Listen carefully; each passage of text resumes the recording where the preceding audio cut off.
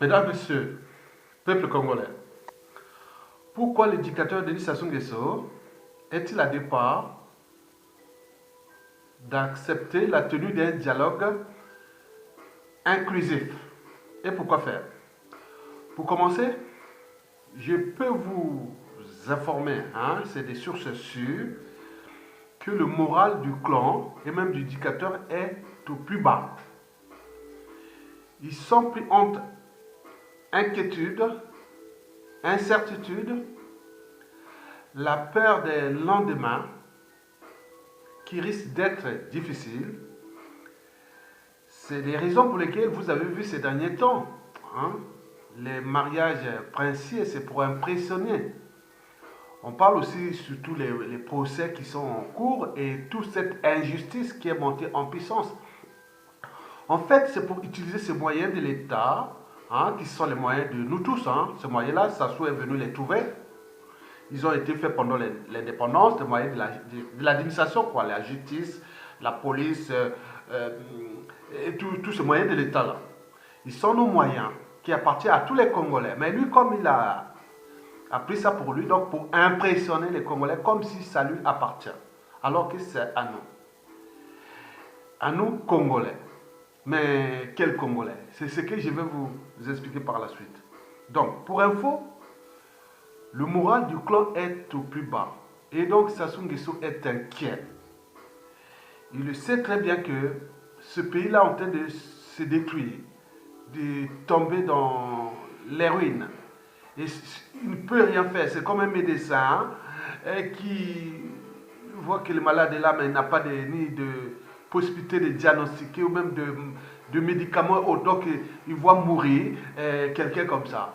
Mais comme lui, bon, c'est quelqu'un qui est sans âme ni conscience, donc qu'est-ce que ça peut faire? Mais il est quelqu'un que pour lui-même et son clan. Mesdames, Messieurs, vous savez que toute chose a un début et une fin. Il y aura toujours un départ et un terminus. Donc le terminus de Sassou est inévitable. Et donc pour éveiller la conscience non seulement du peuple, mais également du clan. Parce que nous sommes les hommes de synthèse. Nous voulons la sortie de l'état de crise oyocratique ou Sassouland ou du Guandana made in Oyo, Tikapico, Bouya et compagnie. Donc nous voulons sortir de cet état de crise de manière civilisée. Et c'est la raison pour laquelle nous vous informons régulièrement sur la situation qui risque d'emporter ce clan-là et beaucoup de monde. Mesdames, Messieurs, peuple congolais, pourquoi le dictateur Denis Sassou Nguesso est-il à deux parts d'accepter la tenue d'un dialogue inclusif? Et pourquoi faire? D'abord, pourquoi faire? Pourquoi faire? C'est pour une transition politique avec ou sans lui. C'est l'enjeu. Bon, mesdames, messieurs, vous savez, à la différence des dialogues habituels, ordinaires, que Sassou Nguesso l'a su toujours utiliser, manier avec intelligence. On parle de civilité, de mots, de points. Donc, vous connaissez. Mais le dialogue inclusif est différent du dialogue ordinaire. En réalité, le dialogue inclusif n'entre pas dans les mécanismes de conservation de la dictature ou de la tyrannie de Sassou Nguesso. Donc, si on parle de dialogue inclusif, cela veut dire qu'il n'y aura plus la conservation de cette tyrannie, de briser des vies et de tirer le pays vers le bas et qui risque de devenir une poudrière ou un pays ingouvernable. Mesdames, Messieurs, alors, pourquoi Sassou Nguesso est-il désormais sensible à la tenue des dialogues inclusifs? Et pourquoi faire? Je vous ai dit que c'est pour d'abord trouver des solutions pour la sortie de l'état de crise à partir d'un mécanisme de transition politique. Parce qu'au pays, tout est à plat. Les mentalités, habitudes et comportements, tout est à plat. C'est un pays qui est abîmé, non seulement du point de vue structurel, économique et autres, mais aussi au niveau des mentalités, habitudes et comportements. Tout est à remettre à plat là-bas. Vous voyez les militaires, du soldat jusqu'aux officiers supérieurs, tout est abîmé. les civils, cadres civils, politiques et militaires, c'est comme des ordinateurs sans programme. Vous imaginez, un ordinateur sans programme, c'est une coquille vide. Vous prenez un corps sans âme. Vous imaginez? Donc, un avion sans commandant de bord. Vous imaginez? Un bateau sans capitaine, oui. Un corps sans cerveau, oui. Vous voyez ce que nous sommes devenus au Congo pendant ces 22 ans de la dictature de Sassou et d'Nguesso. Une dictature d'abord liberticide, antidémocratique, antisociale, néo-esclavagiste, néo-négrière, criminogène abusive. N'oublions pas l'appropriation de l'État congolais comme leur propriété privée ou des compagnies d'assurance pour leurs privilèges et autres, comme si ce pays leur appartient. Il s'agit bien sûr des situations des individus qui résident déjà, d'ailleurs, déjà ou pas, ou je peux le dire, ils résident à l'idée même de l'évolution, ou des sociétés constituées. On respecte les règles communes, le droit, les institutions, les constitutions, le bien commun. Il n'est pas un individu comme la loi du plus fort, mais eux, ils ont interprété ça. Donc, en réalité, ils résistent à l'idée de l'évolution. Donc, ils sont encore au stade de la sélection naturelle. C'est-à-dire, la loi du plus fort, la loi de la jungle, du domino et du dominé, de la proie prédateur. Le pouvoir, c'est comme un gibier qui est dans le filet, il ne faut plus le lâcher. Ça, c'est des situations qu'on voit qui dans les sons des traditions ou sociétés qui sont à un certain stade de l'humanité et de la civilisation. Mesdames, Messieurs, peuple congolais, eh bien oui, une transition politique avec ou sans Sassou Nguesso, c'est lui qui a le choix. Donc, s'il ne prend pas compte, s'il ne tient pas compte de ça, il aurait perdu.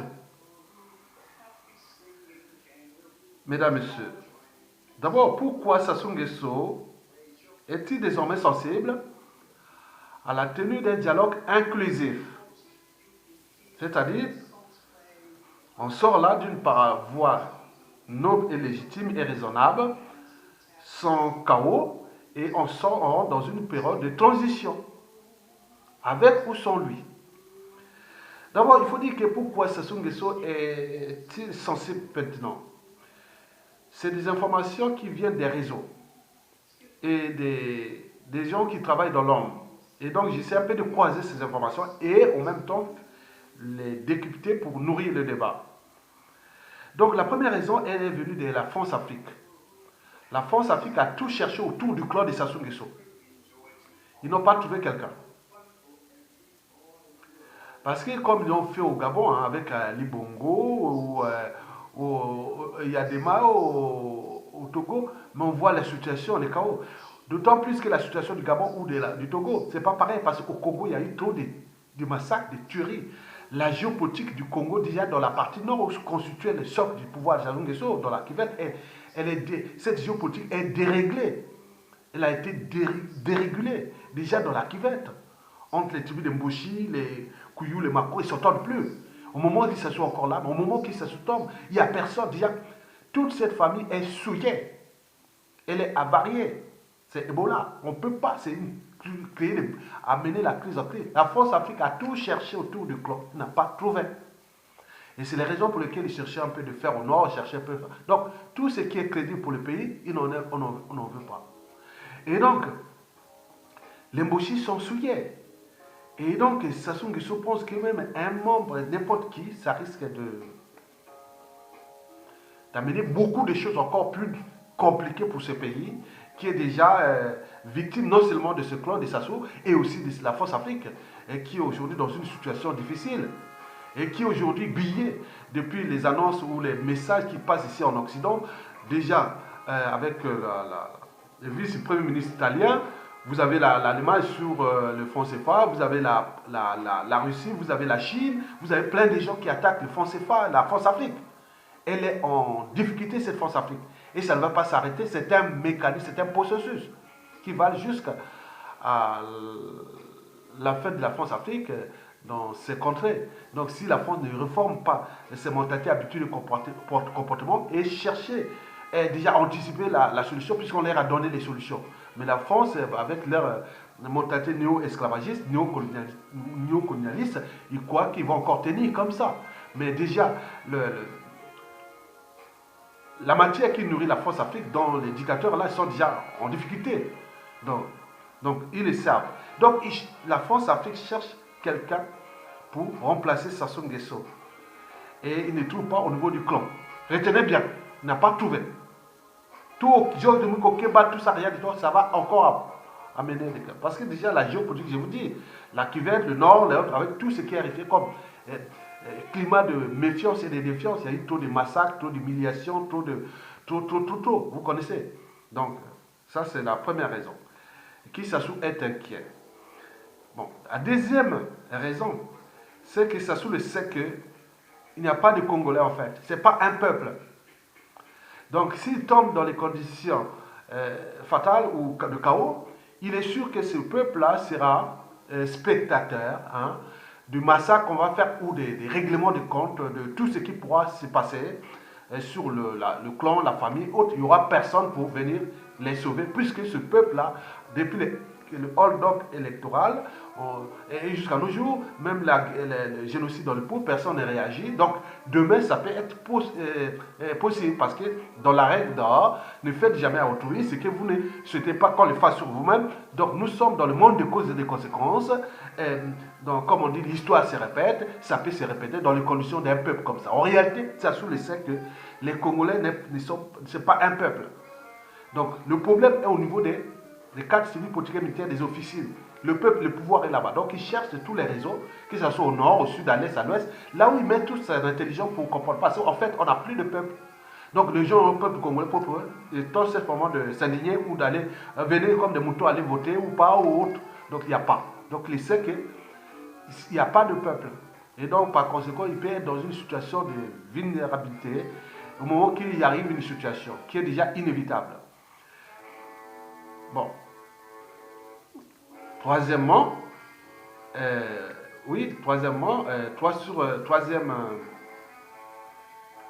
troisième raison sur 5, bon, Sassou sait qu'il a toujours su subtiliser ses opposants. En réalité, c'est des moutons bien gardés. Vous savez, Sassou Nguesso, c'est l'homme politique, l'un des hommes politiques congolais qui ne fait confiance à personne. Sassou est passé là parce qu'il n'est ni naïf ni passif. Il sait que les opposants là qu'il a utilisés, là, ceux qui sont en liberté, surveillés ou tenus en laisse haute, il ne fait pas confiance à eux. Paraît-on, il est plein de lâches. C'est des gens sans confiance. Donc, il les utilise simplement. Il s'agit bien sûr d'une exploitation. Il les exploite, mais en réalité, il n'a pas confiance à ces gens-là parce qu'en espérant de ce qui s'est passé à Passa à Lissouba, quand il y a eu des traîtrises et autres, donc il les sait. Donc il sait qu'il ne compte pas sur cette opposition-là. Ces gens-là, il n'a pas confiance en eux. Mais il les utilise dans le cadre simplement de la conservation de la tyrannie. Mais en réalité, les gens-là, je ne veux pas citer tous ces opposants-là, qui tournent là, Sassou ne fait pas confiance à eux. Simplement pour les utiliser. Et après, au moment venu, il les lâche, il les recycle. Mais pour l'instant, il semble que ça marche puisqu'ils les utilisent encore aujourd'hui. Mais il ne fait pas confiance en eux. La quatrième raison sur 5, c'est qu'il faut dire que la situation 2019 sociopolitique, socio-économique, ou même humanitaire, disons, macroéconomique, parce que la balance commerciale, le taux d'investissement, le pouvoir d'achat et tout compagnie, c'est de la merde. Donc comment va-t-il s'en sortir de là? Déjà, pour les investisseurs, pour investir dans un pays, il faut d'abord la confiance, mais là, on est dans la méfiance et la défiance. Dans un pays qui ne respecte même pas les fondamentaux des règles économiques. En plus, Sassou Nguesso n'a jamais changé de modèle économique. Il a utilisé la politique des ressources naturelles, c'est-à-dire le pétrole, qui est géré d'ailleurs de manière opaque, dont les cours du baril du pétrole sont en train de changer. Donc, lui, il est dans la difficulté sur ce problème-là. Donc, lui, qu'est-ce qu'il fait? Il veut simplement, de ces conditions, il veut simplement comprendre que la destruction va continuer. Certainement, ça va être la ruine. Et les salaires ne vont plus être payés. Bon, donc, ils vont se trouver dans la merde. Donc, que faire? Donc il sait que la chute est inévitable parce que c'est la fin qui va tirer même les militaires, tout le monde dans la rue au moment venu, parce qu'il y aura toujours quelqu'un qui va prendre ses responsabilités. Donc la situation va de plus en plus être exécrable, va être vraiment dramatique, il va être chaotique. Donc il restera, c'est comme une bombe à retardement, et qui à un moment donné, il y aura les détonateurs. Donc il va venir là à tout instant. Ça, c'est au niveau politique. Donc, tout l'environnement politique, regardez le cadre de vie, tous les trucs, c'est merdique. Donc, à un moment donné, vous voyez les inondations, les éboulements, tout. Bon, donc, les gens sont dans la merde. Donc, à un moment donné, il manque la rupture. Et la cinquième raison sur 5, c'est la géopolitique sous-régionale. En réalité, les oreilles de Jean-Dominique Okemba, le patron des services secrets de Sassou Nguesso, son neveu, les oreilles sont maintenant du côté de la RDC. 70% des oreilles sur la frontière là. Donc, avec ce que Vital Kamerhe dit à parler, bon, et tout ça c'est pour alimenter. D'autres ont dit, mais qui de Sassou Nguesso, de Vital Kamerhe va-t-il gagner autre? Donc, Sassou sait que le danger peut venir aussi là. Bon, avec sa force Afrique, ils ont mis tous les services de renseignement autres là-bas. Donc, il faut savoir que c'est une zone qui devient dans une guerre froide. Mais comme Vital Kamerhe a provoqué, Sassou c'est un papier pur mal, et donc, ils sont là entre eux dans une guerre, donc il sait que le danger peut venir de là-bas. Bon, dans une zone, il sait aussi bien qu'au niveau géopolitique, la zone France-Afrique est instable, devient merdique.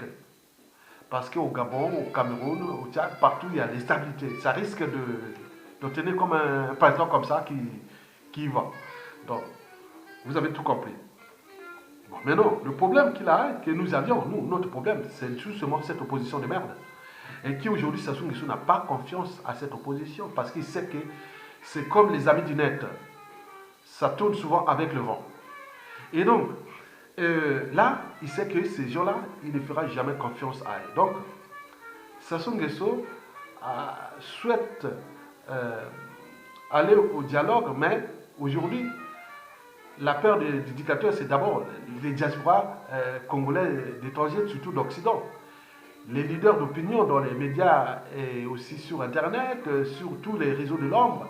Donc, je vous l'ai dit que Jean-Dominique Okemba a mis tous ses services sur la RDC au ce moment.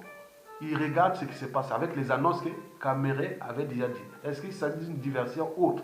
Mais nous, de nous côté, on voit. Mais la situation viendra de l'intérieur. Parce que l'œuf, quand il est brisé de l'intérieur, la vie commence. Quand l'œuf est brisé de l'extérieur, la vie s'arrête. Donc les bonnes choses arrivent de l'intérieur.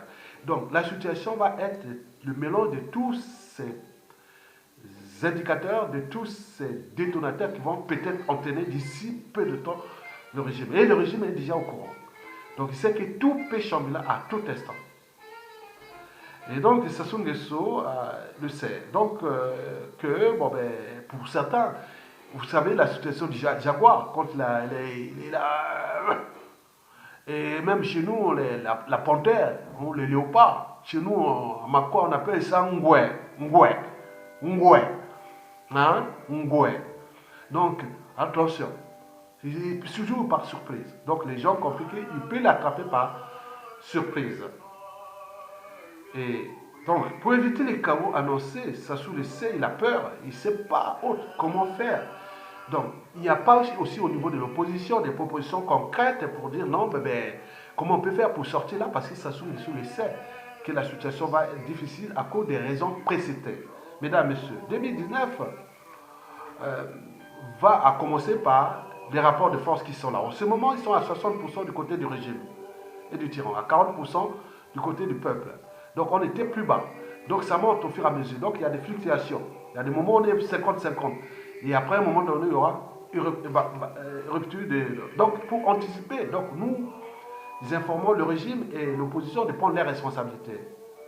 Parce que nous avons déjà eu une période de transition, deux déjà, hein. Il y a même 203.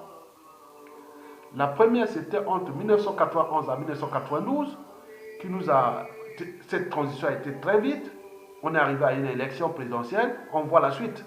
Tout le monde allait aux transitions vite, c'était pour aller le pouvoir. On a vu après, bon ben, 1997 à 2002, Sassou Nguesso, après son coup d'État sanglant, il a fait ses opérations Mouebarap 1, 2, et les génocides et beaucoup, et les trucs de bite, 97-2002. Donc vous avez vu une transition flexible.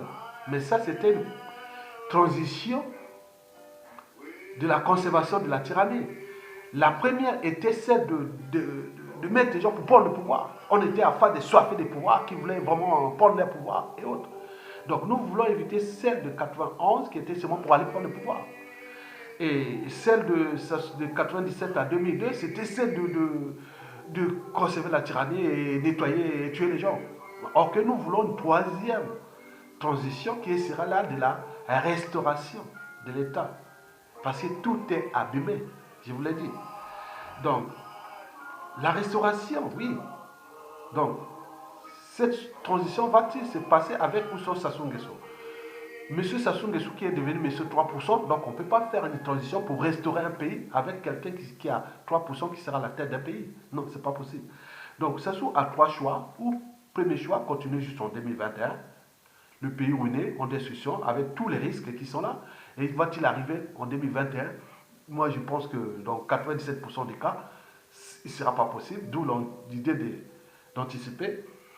Deuxième choix, il voulait organiser des deuxièmes tours avec Kolela et autres. Ce n'est pas possible parce qu'avec toute cette chaîne de critiques, de méfiance, de défiance, on ne pourra pas construire quelque chose. Même mon Coco prend le pouvoir, Kolela ou n'importe qui veut faire une élection vite, qui prend le pouvoir aujourd'hui.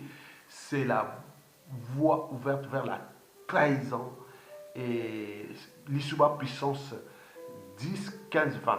Ou même si celui qui veut faire l'élection vite et prendre le pouvoir, ça sera l'athlétisme que nous avons vu entre 2015 à nos jours, puissance 1000. Donc vous n'avez pas fonctionné. Il faut pas avoir, c'est pas suffit d'avoir le pouvoir, il faut l'exercer. Dans les conditions d'un milieu hostile où tout le monde se méfie des uns et des autres, il y a eu trop d'athlétisme, il y a des haines, il y a des rancunes, il y a des contentieux historiques non réglés, il y a des règlements de comptes, il y a des tribalismes, il y a des cerveaux de Congolais abîmés. Donc tout est là, on ne peut pas aller dans un mécanisme de restauration du pays dans ce milieu hostile. Donc il faut aller plutôt vers le troisième choix, c'est-à-dire une transition politique sans Sassou. Et à ce moment-là, Sassou, s'il en est conscient des risques précités, et donc il faut qu'il mette les conditions d'abord de libérer tous les prisonniers politiques. Dis non, je vais convoquer les dialogues inclusifs. Donc, il y aura d'abord libération des prisonniers politiques, et puis on met ensemble une commission ad hoc pour garantir les intérêts des uns et des autres, hein, comme les mesures compensatoires, qu'il a pris le courage d'aller là. On trouve une porte de sortie pour tout le monde gagnant-gagnant. Mais le reste, la justice pourra agir parce qu'il y a des crimes et autres. C'est dans l'espace et le temps. Même si on peut les bloquer, mais tôt ou tard, ça reviendra parce qu'il s'agit bien sûr de la psychanalyse.